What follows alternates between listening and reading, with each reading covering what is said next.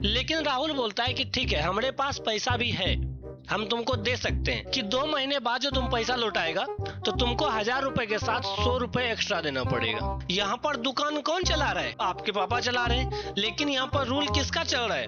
Rule चल रहा है आपकी मम्मी का।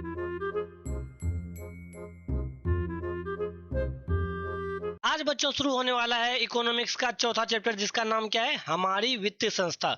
ये बहुत ही ज्यादा आसान सा चैप्टर है, इसीलिए बच्चों हम क्या करेंगे, इसको बहुत ही धीरे धीरे समझेंगे। सबसे पहले हम क्या करते हैं, इस चैप्टर का हेडिंग लिख लेते हैं, जो क्या है? हमारी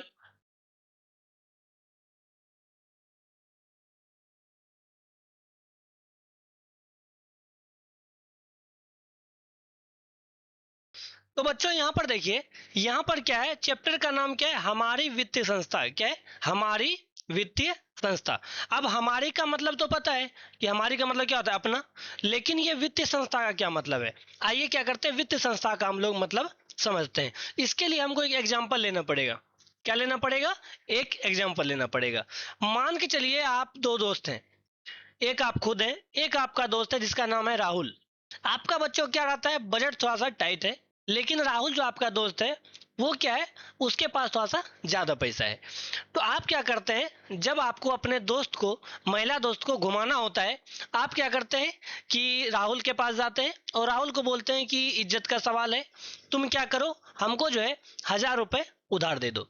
यानी कि यहाँ पर हम आपका एग्जाम्पल लेते हैं, मी, और दोस्त कौन है? राहुल है। यहाँ पर आपको जो है अपने दोस्त को क्या करना है, घुमाने लेके जाना है, जिसके लिए क्या चाहिए, आपको 1000 रुपए की जरूरत है। अगर अभी आपके पास पैसा नहीं होगा तो क्या हो जाएगा, आपका बेइज्जती हो जाएगा। ठीक है। अब आप क्या करते हैं, राहुल को बोलते हैं कि दोस्त देखो, ऐसा ऐसा बात है, हमको क्या, किस चीज का जरूरत है? पैसे का जरूरत है। हम जो है तुमको 2 महीने बाद क्या करेंगे, लौटा देंगे। ठीक है।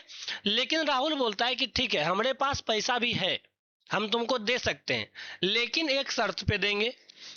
तुम क्या करो, तुम इस बात का गारंटी लो कि तुम 2 महीने बाद हमको पैसा लौटा ही देगा। और दूसरा ये कि 2 महीने बाद जो तुम पैसा लौटाएगा तो तुमको 1000 रुपए के साथ 100 रुपए एक्स्ट्रा देना पड़ेगा। मतलब कि तुम जो 2 महीने बाद लौटाएगा हमको पैसा, तुम कितना देगा? तुम जो है हमको 1100 रुपए देगा। अब वहां पर देखिए बच्चों, आप लोगों को तो है जरूरत, अभी तुरंत जरूरत है, नहीं तो क्या हो जाएगा, फिर वहां पे दिक्कत हो जाएगा। इसीलिए आप क्या बोलते हैं कि ठीक है, हम तुमको पक्का 2 महीने बाद लौटा देंगे पैसा, और साथ ही साथ तुमको 100 रुपए का हम एक्स्ट्रा बोनस भी दे देंगे। ठीक है। और वो क्या हो जाता है, आप हो जाते हैं राजी। अब बताइए बच्चों, यहाँ पर राहुल जो हुआ, राहुल आपको क्या दिया? राहुल आपको कर्ज दिया। तो राहुल यहाँ पर क्या हो गया? राहुल हो गया बच्चों वित्तीय संस्था। उम्मीद है आप लोग जो है वित्तीय संस्था को अच्छे तरीके से समझ गए होंगे कि वित्तीय संस्था किसको बोलेंगे।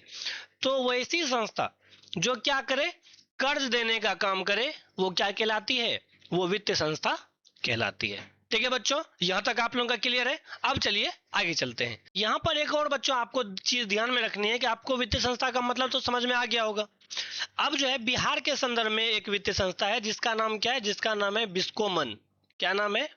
बिस्कोमन नाम है। और ये संस्था जो है, ये स्पेशली बिहार में ही काम करती है। और ये जो है, इसका रूल रेगुलेशन कौन बनाता है? आरबीआई बनाता है। लेकिन इसको चलाती कौन है? इसको चलाती है राज्य। ठीक है। तो बिहार के संदर्भ में अगर वित्तीय संस्था का नाम पूछा जाए तो उसका क्या हो जाएगा आंसर? उसका आंसर हो जाएगा बिस्को मन। अब बच्चों हम क्या करते हैं, हमारी वित्तीय संस्था में भी बहुत तरह के इसके प्रकार होते हैं, उसको हम लोग समझते हैं। सबसे पहला जो बच्चों प्रकार है वो है सरकारी वित्तीय संस्था। कौन सा? सरकारी, सरकारी वित्त संस्था। यहां पर देखिए बच्चों, सरकारी का मतलब आपको पता होगा कि जो कौन चलाए, सरकार चलाए।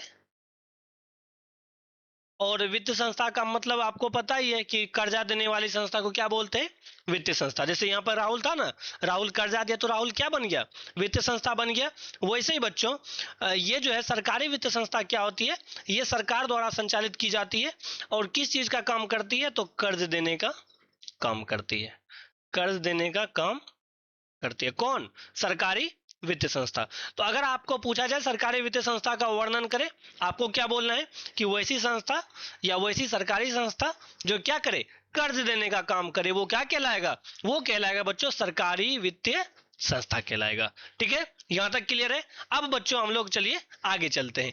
एक और प्रकार है बच्चों जिसका नाम क्या है, जिसका नाम है अर्ध सरकारी वित्तीय संस्था। क्या है? अर्ध सरकारी वित्तीय संस्था। ये सभी जो बच्चों, ये सभी हमारे वित्त संस्था के ही अंतर्गत आते हैं। ये सभी इसी के क्या है, प्रकार है। अब बच्चों देखिए अर्ध सरकारी वित्त संस्था क्या है, इसको हम लोग एक एग्जांपल के जरिए से समझते हैं। मान के चलिए आपके पास क्या है, दुकान है। क्या है? दुकान है आपके पास, एक दुकान है जिसको चलाते कौन है, जिसको चलाते हैं आपके पापा। आपके पापा ही क्या करते हैं, दुकान पे बैठते हैं। लेकिन क्या होता है कि आपके पापा से जो लोग हैं वो उधार ले लेते हैं। बार बार आपके पापा के पास आते हैं, अच्छी अच्छी बातें बोलते हैं और आपके पापा से क्या करते हैं, उधार सामान ले लेते हैं। तो इसको देख के आपकी मम्मी तंग आ जाती है।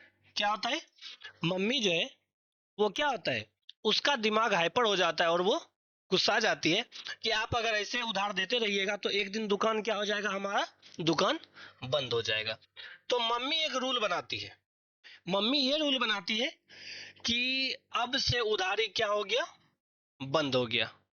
और कुछ दिन के लिए मम्मी ही आपकी दुकान पर बैठती है और बोलती क्या है कि अब जो है, अब से उधारी क्या है, उधारी बंद है। अब से कोई भी इस दुकान से उधारी नहीं जाएगा। तो यहां पर देखिए बच्चों, यहां पर जो है, यहां पर दुकान कौन चला रहा है, आपके पापा चला रहे हैं। लेकिन यहाँ पर रूल किसका चल रहा है, रूल चल रहा है आपकी मम्मी का। तो यहाँ पर मतलब क्या है, वैसे ही अगर हम इसको राष्ट्र के संदर्भ में देखें तो यहाँ पर देखिए बच्चों, जो अर्ध सरकारी वित्तीय संस्था होती है उसमें निजी कंपनी क्या करती है, संचालन करती है। यानी कि जो निजी कंपनी होगी वो क्या करेगी, वो उस वित्तीय संस्था का संचालन करेगी। लेकिन रूल जो बनाएगा वो बनाएगा कौन, वो बनाएगा आरबीआई। ठीक है, वो वैसे इसका नाम में भी छुपा हुआ है। अर्ध का मतलब होता है आधा और सरकारी का मतलब तो आप लोग समझ ही जाए, सरकारी यानी कि आधा सरकारी कर्जा देने वाली संस्था, जिसको संचालित करे निजी संस्था। लेकिन उस पर रूल किसका चले, उस पर रूल चले आरबीआई का। उसको हम लोग क्या बोलेंगे, उसको हम लोग बोलेंगे अर्ध सरकारी वित्तीय संस्था। जैसे ये दुकान में भी दुकान चला रहे थे आपके पापा, लेकिन रूल कौन बना रही है, रूल यहाँ पर मम्मी बना रही है। ठीक है, मम्मी का यहाँ पर कौन सीट ले लिया, आरबीआई ले लिया, और पापा का आपका सीट कौन ले लिया, कोई निजी संस्था ले लिया। उम्मीद आपको अर्ध सरकारी वित्तीय संस्था समझ में आ गया होगा। अब आइए हम लोग थर्ड पे चलते हैं। लेकिन एक एग्जाम्पल हम लोग यहाँ पे समझ लेते हैं। अर्ध सरकारी वित्तीय संस्था का जो एग्जाम्पल हो जाएगा बच्चों, वो हो जाएगा ग्रामीण बैंक। बिहार में आप लोग रहते हैं तो बिहार में उत्तर बिहार ग्रामीण बैंक का लोग नाम जो है वो आप लोगों ने जरूर से सुना होगा। और अगर आप दक्षिण बिहार में रहते हैं तो आपने दक्षिण बिहार ग्रामीण बैंक का नाम सुना होगा। वैसे इन दोनों का मर्जर हो चुका है, यानी उत्तर बिहार ग्रामीण बैंक और दक्षिण बिहार ग्रामीण बैंक दोनों मिल गए हैं। ठीक है, लेकिन यहाँ पर क्या था, वो जो ग्रामीण बैंक है वो दरअसल क्या था, वो था अर्ध सरकारी वित्तीय संस्था। क्योंकि यहाँ पर क्या हो रहा है, यहाँ पर जो है इस संस्था का संचालन जो है वो राज्य कर रही है। निजी यहाँ पर देखिए बच्चों, यहाँ पर संचालन निजी कंपनी या राज्य भी कर सकती है।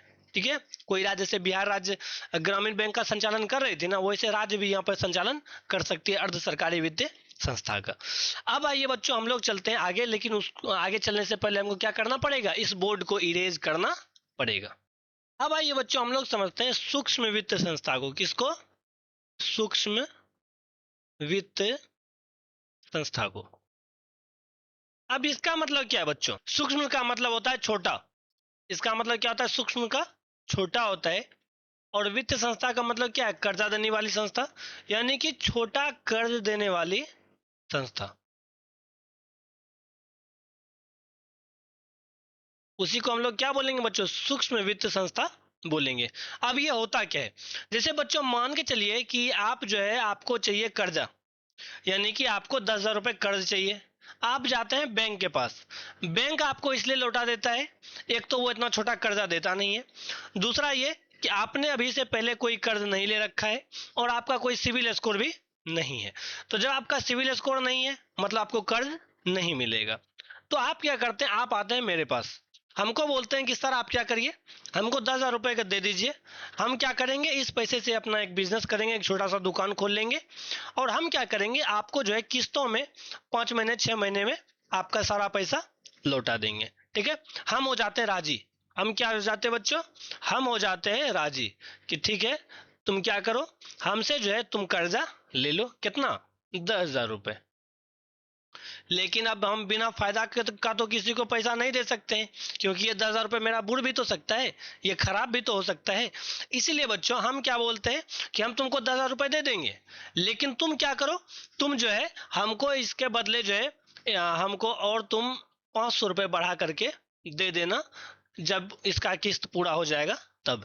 यानी कि 10,000 रुपये के बदले हमको कितना मिलेगा, 10,500 रुपये मिलेगा।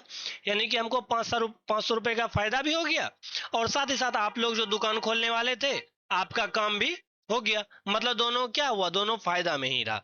तो यही हुआ बच्चों कि जो संस्था छोटा सा लोन दे, 1,000 2,000 5,000 10,000 का लोन दे, वो क्या कहलाएगा, वो कहलाएगा सूक्ष्म वित्त संस्था।